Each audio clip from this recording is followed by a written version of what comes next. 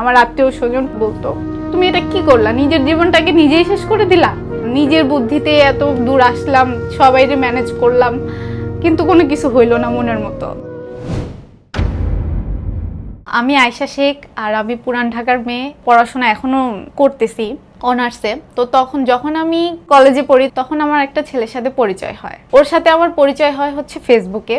তো যখন ওর সাথে আমার পরিচয়টা হয় আমি কিন্তু জানতাম না ও কোথায় থাকে বা কি। ও আমাকে মেসেজ করতো, আমি প্রথম দিকে অতটা নিতাম না যে মেসেজে রিপ্লাই করি, কিন্তু যখন দেখলাম যে না বারবার মেসেজ করতেছে তো তখন আমি রিপ্লাই দেওয়ার পরে যখন ওর সাথে আমার একটু কথা হয় তখন শুনতে পারলাম যে ও আশেপাশেই থাকে। ও আমার এলাকার আশেপাশেই, যেমন আমি যেখানে থাকি ওইখান থেকে বেশিটা দূরে না। ও আমার থেকে মেবি 2-3 ইয়ার্স বড়।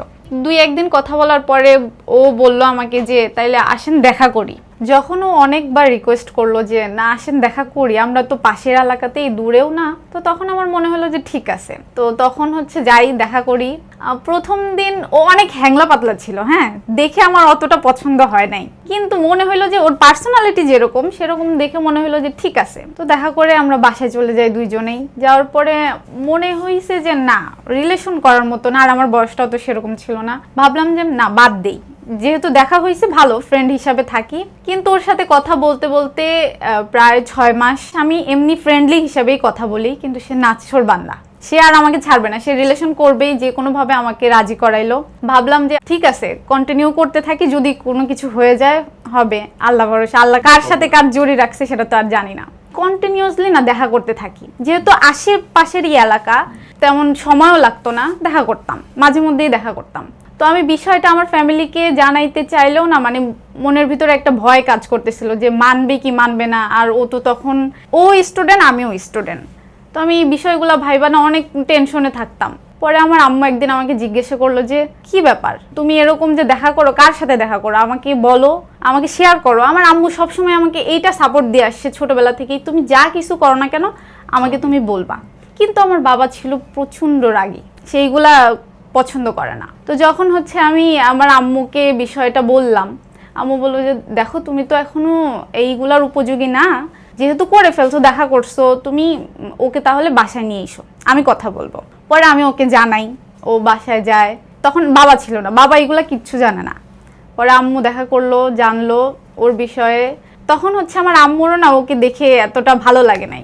ও যাওয়ার পরে আম্মু আমাকে অনেক বুঝাইলো যে তেমন তো ভালো না, তোরে হয়তো বা আরো ভালো জায়গায় বিয়ে দিতে পারবো, বা ওর ফ্যামিলি ব্যাকগ্রাউন্ডও আমার কাছে অতটা ভালো লাগে নাই, তুই এগুলা বাদ দে। তো আমার তখন অনেক খারাপ লাগতেছিল যে আমি কি ভুল ডিসিশন নিয়ে নিছি লাইফে। প্রায় 1 বছরই হয়ে গেছিল তখন, যে একটা বছর একটা মানুষের সাথে এরকম ভাবে কথা বলার পরে। ততদিন আমরা প্রপারলি একটা রিলেশনশিপে আছি। আমার ফ্যামিলি না মানলেও ওর ফ্যামিলিতে কিন্তু সবাই জানতো। আমি ওর সাথে যখন কথা বলি তার একদিন পরেই ওর বাবার সাথে আমার কথা হয়। উনি অনেক ভালো, উনি সব সময় আমাকে সাপোর্ট করে, সব সময়। কথা হয়েছে ওই প্রথম থেকেই উনি আমাকে পছন্দ করে, আর ওরেও বলে রাখছে যে তুইও পড়াশোনা কর, ও পড়াশোনা করুক, তোদের আমি যেটাই হয় আমি দেখবো, আমি দেখে নিব, আমি সব কিছু করবো। তো ওইটা থেকেই না আমি আরেকটু শক্তি পাই যে আমার ফ্যামিলি না মানলে কি হয়, আমি ওর ফ্যামিলি যেহেতু রাজি, আমি ওর হাত ধরে চলে যাব। এরকম সিদ্ধান্ত নিয়ে ফেলেছে? হ্যাঁ হ্যাঁ হ্যাঁ। তখন হচ্ছে আমার অনেক বিয়ে আসতো বাড়িতে, তো এই বিষয়গুলো নিয়ে আম্মু আমার সাথে কথা বলতো যে তুমি কি এখনো ওই ছেলেটার জন্যই অপেক্ষা করবা, নাকি তোমার বাবা যেটা বলতেছে সেটাই করবা। তখন আম্মুকে মুখ ফুটে কিছু বলতে পারি নাই, আমার ভিতরে তখনও ভয় কাজ করতেছিল যে আম্মু তো একবার নাই বলে ফেলছে, আমি কিভাবে সেইখানে হ্যাঁ বলি। ওই ছেলেটার কথাই আবার? হ্যাঁ ওই ছেলেটার কথাই। তখন আমার ইন্টার শেষ, আমি ইউনিভার্সিটিতে যাব। আমার মনে হলো ওইটাই প্রপারলি সময়, আমি আমার বাবাকে জানাই। কোনোভাবে আম্মুকে ম্যানেজ করলাম, খুব হাতে পায়ে ধরে রিকোয়েস্ট করে যে আম্মু দেখো তুমি আব্বুকে না রাজি করাইতে পারলে কেউ করাইতে পারবে না, তুমি একটু আব্বুকে রাজি করাও। তখন সম্পর্কের বয়স কতদিন? তখন 2 বছর। তো অনেক সাহস করে আমি আমার বাবাকে বিষয়টা বলি। তখন আমার বাবা মানে প্রচন্ড রেগে যায় যে না এরকম বেকার ছেলের সাথে তোমাকে কিভাবে তুমি ভাবো যে ওর সাথে তোমাকে বিয়ে দিব। তখন আব্বু প্রচন্ড রেগে যায়, খাওয়া দাওয়া বন্ধ করে দেয়। আব্বু নিজেই খাওয়া দাওয়া বন্ধ করে দেয়, প্লাস হচ্ছে আমার আম্মুর সাথে প্রচুর রাগারাগি হয়। আমাকেও বলে যে তুইও গ্রামে চলে যা, তোর এখানে থাকা লাগবে না, তুই একবারের জন্য, মানে আমাদের যেটা গ্রামের বাড়ি ওইখানে আমাকে একবারের জন্য পাঠিয়ে দিতে চাইছিল, যে কোনো দরকার নেই। পরবর্তীতে আমি বললাম যে আম্মু তুমি ছাড়া আমার কোনো ভরসা নাই। মানে আমি তখন এত কান্নাকাটি করতেছিলাম আমার আম্মুর কাছে, আম্মুর পা ধরে বসে কান্নাকাটি করছে যে আম্মু দেখো তুমি ছাড়া আমার কেউ নাই, তুমি কোনোভাবে বাবাকে রাজি করাও, আর তুমি তো চাও আমি হ্যাপি থাকি, সব মায়েরাই তো চায় মেয়েগুলা হ্যাপি থাকুক। যে কিনা প্রথম দিকে রাজি ছিল না, সেও আমার কষ্ট দেখে রাজি হয়ে যায়। পরবর্তীতে আমার আম্মু কোনোভাবে আমার বড় মামাকে দিয়ে আমার বাবার কাছে ফোন দেওয়ায় রাজি করায়, তো আমার বয়ফ্রেন্ডের বাসায় কল দেওয়া হয়। পরে শেষ পর্যন্ত আপনার বাবা রাজি হয়? হ্যাঁ, রাজি হয়। ওই আমার বড় মামার কথা শুনে তারপরে রাজি হয়। তারপরে হচ্ছে বিয়েতে আমি যেই ছেলেটার সাথে রিলেশনে ছিলাম ওর তো কোনো ইনকাম ছিলই না, আমি প্রথমেই বললাম। তো আমার বিয়ের 1 সপ্তাহ আগে আমার শ্বশুর একটা বড় ধরনের অ্যাক্সিডেন্ট করছিল, যেটার কারণে ওদের ফ্যামিলিতে পুরো আর্থিক সংকটনে পড়ে যায়, কোনো টাকা পয়সা ছিল না। তো ওই মুহূর্তটাতে একটা বিয়ের ব্যাপার, তো যাই হোক আমাকে তখন কোনো কিছু দেওয়া হয় নাই, শুধুমাত্র একটা শাড়ি, ওইটা দিয়ে আমার ওই তখন বিয়েটা হয়। সব মেয়েদেরই ইচ্ছা থাকে যে বিয়ে অনেক বড় করে ধুমধাম করে, আর আমাদের পুরান ঢাকায় তো বিয়ে শাদী অনেক বড় করে করে, তো তখন ওইটা আমার হয় নাই, শুধুমাত্র বিয়েটাই করানো হয়। আমি এখন পর্যন্ত আপসেটে আছি যে সবার হয়েছে, আমার বোনদের কিন্তু সবারই বড় করে অনুষ্ঠান করে বিয়ে হয়েছে, শুধুমাত্র আমি বাদে, যেটা এখন আমার আফসোস। তো যাই হোক, আমার এই আফসোসটা সারা জীবনে থেকে যাবে। তখন বিয়ে হইলো, সবকিছু ঠিকঠাক। আর এরপরে হয় আরো অনেক অনেক বড় একটা কাহিনী, সেটা হচ্ছে সব মেয়েরাই চায় বিয়ের পর তার হাজবেন্ডের বাসায় যেয়ে থাকতে, কিন্তু আমার বেলায় সেটা হয় নাই।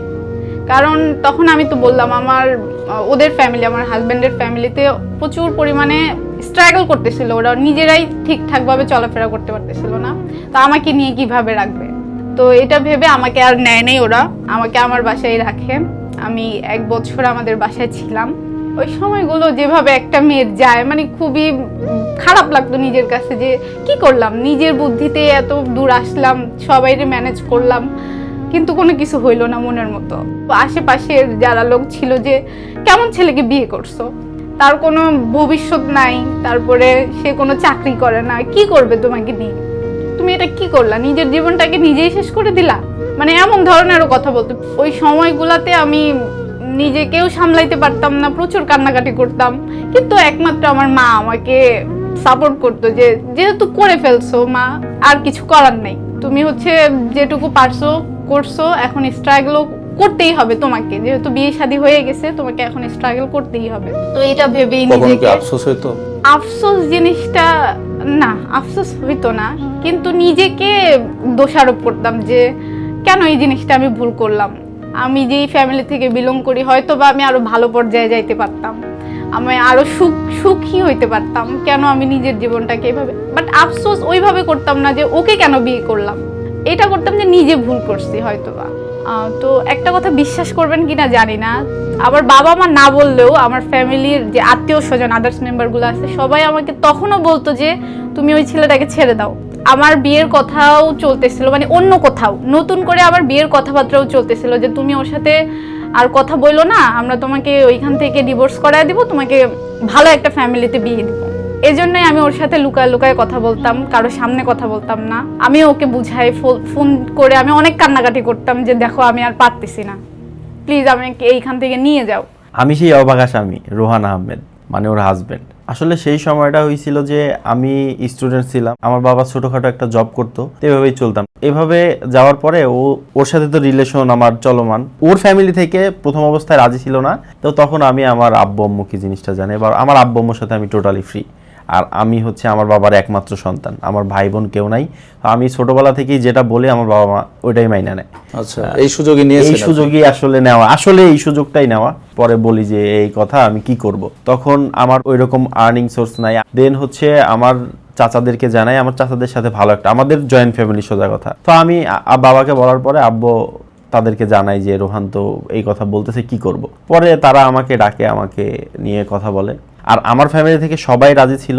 তারপরে আমি যে ওকে বিয়ে করতে যাব, যখন আমার চাচা নিজের টাকা দিয়ে আমাকে কেনাকাটা করে দেয় যে তুই এগুলা পরে আয়েশার সাথে বিয়ে করতে যাবি, ওইগুলা পরেই বিয়ে করতে যাই। আমি ওকে যায় বলি যে দেখো আমার নিজের টাকা নাই, তারপর আমি তোমাকে বিয়ে করতে চলে আসছি আমার চাচাদের বা আমার ফ্যামিলি পার্সনের হেল্পে। সো আমাকে একটু টাইম দিতেই হবে তোমার, আমি তোমাকে এখন নিয়ে যেতে পারবো না, আজকে বিয়ে করে তোমাকে বাসায় রেখে যাব। তো ও এটা শুনে কান্নাকাটি করতেছিল যে রোহান এভাবে হয় বলো, আমার অনেক কষ্ট মষ্ট হবে, মানে কষ্টের কথাগুলো বলতেছিল। তারপর আমি ওকে বোঝায় বললাম। তখন পর্যন্ত উনি জানতেন না যে আপনি বিয়ে করে 1 বছরের জন্য রেখে যাবেন? আমি ওকে বলছি আমরা বিয়ে করি, কিছুদিনের মধ্যে আমি তোমাকে নিয়ে আসবো। কিছুদিনটা হয়তো বা 2-1 মাস হইতে পারে বা 3 মাস হইতে পারে, 1 বছর হয়ে যাবে এটা কে জানতো। দেন হচ্ছে এইভাবে বিয়ে করে চলে আসি। চিন্তা হইতো যে আমি ওকে নিয়ে এসে কি খাওয়াবো, কি পড়াবো, কি দেবো, একজন মেয়ে মানুষকে নিয়ে আসবো, হাজবেন্ড হিসেবে তো আমার দায়িত্ব আছে অবশ্যই। তো আমি ওই চিন্তা করে, আসলে আমার বাবা মা ওই চিন্তা করে একটু আমাকে দেখতেছিল যে আমি ডিপ্লোমাটা শেষ করে আমি কিছু একটা করব, দেন নিয়ে আসবো। তখনও যখন 1 বছর হয়ে গেল, আমার তারপরেও কোনো ইনকাম নাই, কোনো ইনকাম সোর্স নাই। ওর ফ্যামিলি থেকেও প্রেশার দিচ্ছে, আমাকে বলে, কান্নাকাটি করে যে রোহান আমাকে তো আশেপাশ থেকে অনেক লোক অনেক কথা বলতেছে, আমার ফ্যামিলি থেকেও বলতেছে, কি করবা বলো। ও প্রতিদিন ফোন দিয়ে আমার সাথে কান্নাকাটি করতো। একজন মানুষের কান্নাকাটি দেখলে আর ভালো লাগে না। আসলে বিষয় হচ্ছে আমি ওকে এতটাই ভালোবাসতাম যে ফ্যামিলি আর টাকার কাছে আমার ভালোবাসা যে হারিয়ে যাবে, আমি আসলে এটা চাইতেছিলাম না। আমার ওর প্রতি যে এতটাই আমি দুর্বল ছিলাম, আমার ওকে না দেখলেও ভালো লাগতো না, বা আমি চাইতেছিলাম যে ওকে আমি বাসায় নিয়ে আসি কোনোভাবে। ফ্যামিলি না মানলেও আমি কোনোভাবে ম্যানেজ করে আমি ওকে নিয়ে আসবো, একসময় ডিসিশন নিয়ে নিই। পরে আব্বুকে জানাই, আব্বু নিজেই রাজি হয়, সবাইকে বলে, সবাই রাজি হয়। পরে 1 বছর পরে তাকে আমি বাসায় উঠায় নিয়ে আসলাম। তো আমার চাচারা আছে, তারা হেল্প করে তাকে আমার বাসা পর্যন্ত এনে দেয়। মানে একটা বউকে তুলে আনতে তাকে মোটামুটি কিছু একটা দিয়ে আনতে হয়, বা তারও একটা ইচ্ছা থাকে, শখ থাকে। আমি সেই শখের কোনো কিছুই পূর্ণ করতে পারি নাই তখন। যখন ওকে আমি 1 বছর পর তুলে আনলাম বাসায়, তখনও আমাদের আর্থিক অবস্থা খুব একটা ভালো না। একটা আননোন মেয়েকে নিয়ে আসছি, মানে অন্য ফ্যামিলির মেয়েকে নিয়ে আসছি, অবশ্যই তাকে তার খাওয়া পরন আমার নিজের দিতে হবে। আমরা নিজেই ঠিকঠাক চলতে পারি না, তো কীভাবে কী করবো, সবসময় এই টেনশন করতাম। তবে আমার বাবা মা আমাকে টুকটাক সাপোর্ট দিত, আমার বাবা মা আমাকে পালতো, আমার বউ সহ আমাকে পালতো। তো একটা বছর তো আমি আমার বাবার কাছেই ছিলাম, কিন্তু 2025 থেকে এই যে 2026 পর্যন্ত আমি ওর ফ্যামিলিতে এসে খুব স্ট্রাগল না করলেও করছি। যেহেতু আমি ওয়াইফ, আমি মুখ ফুটে ওর কাছ থেকে কিছু চাইতাম না, বা ওরও তেমন সামর্থ্য ছিল না যে আমাকে কিছু আইনে দেওয়া। আমি সবসময় আমার বাবার বাড়িতে মানে অন্য রকমের ছিলাম, যেহেতু আমার বাবা একজন ব্যবসায়ী। তো সেই হিসাবে আমি অন্যরকম একটা লাইফ বিলং করতাম, এখানে এসে তো আর সেটা পারতাম না। কিন্তু যখন আমি দেখলাম যে না, এখন আমাকে ওর একটা মেন্টাল সাপোর্ট দিলে হয়তো বা ও কিছু করতে পারবে, তখন আমি আমার একটা কাজিনের থেকে শুনলাম যে না, ফ্রিল্যান্সিং করেও না কিছু আর্ন করা যায়। তখন আমি ওকে এই বিষয়টা জানাইলাম। আর ও যেহেতু ডিপ্লোমা ইঞ্জিনিয়ার বা ডিপ্লোমাটা শেষ করে, ওরও কিছু এক্সপিরিয়েন্স ছিল। তারপরে ওকে জানানোর পর ও অনেক খোঁজ নেয় অনেকের কাছ থেকে। পরবর্তীতে ও এটা শুরু করে ফ্রিল্যান্সিং। তারপর থেকে আলহামদুলিল্লাহ আর্থিক অবস্থা কিছুটা আস্তে আস্তে ঠিক হইতে থাকে। বিয়ের প্রথম একটা বছর যার কাছে 10 টাকা ছিল না আমাকে দেওয়ার মতো, এখন আলহামদুলিল্লাহ তার কাছে 1 লাখ টাকাও থাকে আমাকে দেওয়ার মতো। আচ্ছা, আমি আর একটা জিনিস দেখাই। এই যে এই চেনটা ও কিন্তু আমাকে কিছুদিন আগে গিফট করছে। তো এখন না আমার কোনো কিছুতে আফসোস লাগে না যে ও আমাকে কিছু দিতে পারলো না, আমাকে নিয়ে কিছু করতে পারলো না। এখন আমার সব ইচ্ছাও পূরণ করে। ও কালো বলে হয়তো অনেকে অনেক কথা বলবে, বাট আমার চোখেও ব্ল্যাক ডায়মন্ড আমার। বিশ্বাস করেন, আমি এমন একটা ফ্যামিলির ছেলে, আর আমি এই ফ্যামিলির ছেলে হয়ে আমি এত সুন্দর একটা মেয়ে পাইছি, আর এত ভালো ফ্যামিলির একটা মেয়ে পাইছি। সবাই একটাই কথা বলে যে আপনি জিতছেন, তো আমিও বলি আলহামদুলিল্লাহ। সবাই তো মনে করে যে আমি জিতছি, আসলে জিতছি ঠিক আছে। আপনারা হয়তো মনে করতে পারেন যে ও এত সুন্দর একটা মেয়ে, যে ফ্যামিলির মেয়ে আরো ভালো জায়গায় বিয়ে হতে পারতো। আমার বাপের টাকা নাই, এটা সত্য, এটা তো আমার দোষ না, কিন্তু আমি আমার দিক থেকে লয়াল। ওকে জিজ্ঞেস করেন 6 বছরের রিলেশনে আমার নামে কোনো রিপোর্ট আছে কিনা, কোনো চ্যাট, কোনো হাবিজাবি, কোনো মেয়ের সাথে কথা বলা, আমার সব কিছু ওপেন, আমি একদম ওপেনলি চলছি। ওকে জিজ্ঞেস করতে পারেন, আমার নামে কোনো ব্যাড রিপোর্ট নাই আমার জীবনে। প্রোগ্রামটা প্রচার হইলে হয়তো বা অনেকেই অনেক ধরনের কমেন্ট করতে পারে, এই মেয়েটা কি বিয়ে করছে, একটা বেকার ছেলেকে বিয়ে করছে, একটা গরিবের ছেলেকে বিয়ে করছে। সে তো বড়লোক বিয়ে করতে পারতো, ভালো ফ্যামিলি পাইতো, কিন্তু তার গ্যারান্টি আছে ছেলেটা ভালো হইতো কিনা? কিন্তু এই 6 বছরে আমি কতটুকু লয়াল আর তাকে কতটুকু ভালো রাখার ট্রাই করছি, ওকে আপনারা জিজ্ঞেস করতে পারেন ওকে কতটুকু আমি সুখে রাখতে পারছি। ও আসার পর থেকে আমার লাইফ ঘুরে গেছে। সে যেভাবে আমাকে চালায় আমি সেইভাবেই চলি। আর মেয়েটা আসলেই লক্ষ্মী, বিশ্বাস করবেন না, আমার বউ মানে মাশাআল্লাহ, আমি কি বলবো, আমার ফ্যামিলির সাথে এত ভালোভাবে মিশে গেছে, হয়তো বা অন্য কোনো ফ্যামিলি থেকে একটা মেয়ে আনলে এইভাবে মিশতে পারতো না। আমার জীবনের সর্বোচ্চ অর্জন এরকম একটা ভালো মেয়ে পাওয়া।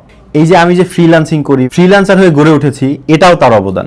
সে ছাড়া আমি পারতাম না, সেই আমাকে রাস্তা দেখাইছে। আমি একটা কারণে আপনাদের স্টুডিওতে আসছি, বুঝে শুনে মানুষ চুজ করেন আর বিয়ে করেন, টাকা পয়সা অর্থ সম্পদ এগুলো ফ্যাক্ট না, ফ্যাক্ট হইতেছে মানুষটা। এই মানুষটাকে পাইছিলাম বলে আমাকেও ভালো রাখছে এবং সেও ভালো আছে।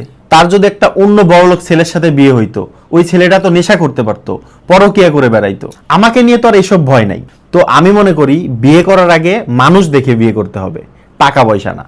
একটা সময় আমারও আফসোস থাকলেও আমার ফ্যামিলির মেম্বাররাও অনেক আফসোস করছে আমাকে নিয়ে, কিন্তু সবশেষে আমি একটা জিনিসই বুঝলাম যে না, হয়তো আমি একটা টাকা পয়সাওয়ালা ছেলেকে বেছে নিতে পারিনি, বাট একটা হীরার টুকরা পাইছি যে কিনা আমার সব কথা শুনে আর হচ্ছে আমাকে সব কাজে সাপোর্ট করে, যেটা একটা মেয়ের জন্য একদম মেইন একটা বিষয়, যে একটা মেয়েকে ওর হাজব্যান্ড সব বিষয়ে সাপোর্ট করবে, সেটা আমি পাইছি। আর আমার শ্বশুর শাশুড়ি অনেক ভালো, যে কিনা ওকে যেরকম ভালোবাসে তার থেকেও দ্বিগুণ আমাকে ভালোবাসে। তো এটাই আমার জীবনের সবচেয়ে বড় প্রাপ্তি। তো ইদানিং আমরা একটা অনলাইন বিজনেস শুরু করেছি, যেটা হচ্ছে ড্রেস, ছেলেদের ড্রেস।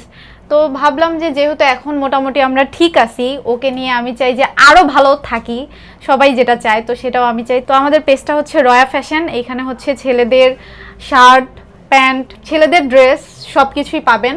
আপনারা চাইলে আমাদের সাথে যোগাযোগ করতে পারেন রয়া ফ্যাশনে। ভালো লাগার মতো একটা গল্প শুনলাম, তারা ভালো থাকুক এটাই আমরা চাই। কিন্তু আমাদের সব সময়ের মতো একটা উপদেশ, এখন যারা বিয়ে করার সিদ্ধান্ত নিচ্ছেন বা নিবেন, সবার আগে পরিবারের কথা মেনে নিজের পায়ে প্রতিষ্ঠিত হওয়ার পরে উচিত একটা ছেলের বিয়ের মতো এত ইম্পর্টেন্ট কাজ করবার জন্য আমরা অনুরোধ করছি। আপনারা অবশ্যই সেই দিকটা ভেবে দেখবেন। আমরা এটা কখনোই সাপোর্ট করি না যে পরিবারের অমতে বিয়ে করা এবং নিজে স্বাবলম্বী না হয়ে বিয়ে করার মতো এমন একটা সিদ্ধান্ত আপনারা নেবেন না, এটা আমরা আপনাদেরকে অনুরোধ করব। কারণ আপনারা দেখছেন যে ওনারা যখন বিয়ে করেছেন অনেক প্রবলেম তৈরি হয়েছে, হয়তো তাদের কপাল ভালো ছিল, সমস্যা থেকে এত তাড়াতাড়ি সমাধান সবকিছু হয়ে ওঠে না। তাই আপনাদেরকে অনুরোধ করব, আপনারা বিয়ে করবার আগে অবশ্যই ভাববেন, পরিবারের অনুমতি নেবেন এবং অবশ্যই স্বাবলম্বী হয়ে এই কাজটা করবার চেষ্টা করবেন, তাহলেই জীবন সুন্দর হবে। আজ এই পর্যন্ত। আপনাদেরকে আমাদের স্টুডিওতে আসবার জন্য অনেক ধন্যবাদ। সবাইকে ধন্যবাদ। আসসালামু আলাইকুম।